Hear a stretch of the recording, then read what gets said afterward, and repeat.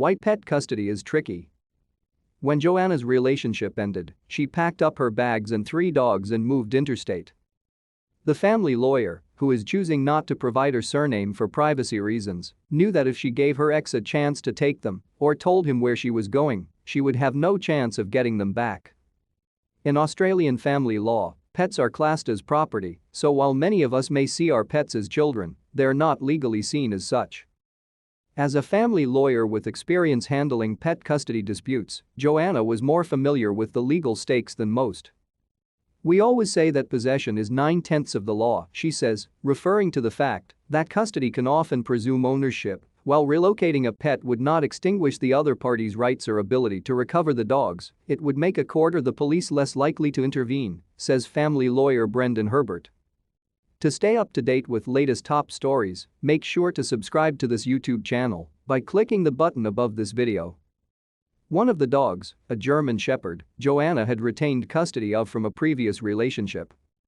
The other 2, a Pomeranian and a Chow Chow, they had adopted together. "I had actually kicked him out of the house, but over the following days as he came back to collect his things, he'd say to the dogs, 'Don't worry. I'm coming back for you.' It felt like a threat." She adds that, while the couple did share 2 dogs, her partner was often on the road for work.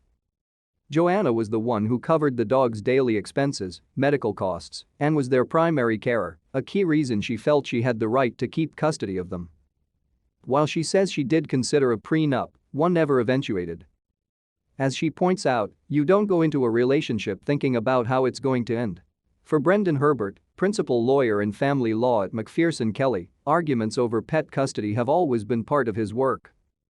He suggests, however, that disputes may have intensified as our emotional bonds to our pets have become stronger, especially during the pandemic. Aside from emotional value, he's also worked with clients who have a vested financial interest in their pets, for example racing, breeding, or acting animals. Herbert says that courts are reluctant to intervene on such matters, instead encouraging both parties to reach their own decision. If they can't come to an agreement on their own, then lawyers like Herbert will step in to assist with negotiations. Factors considered include who the pet is registered with under their local council, who paid for the pet, who paid for its vet bills and food, as well as who will be best placed to care for the pet after the separation. If a child is involved, this can also sway things. Especially in situations where it's a high-conflict parental separation, the pet will usually go with the child to help ease the transitions, says Herbert.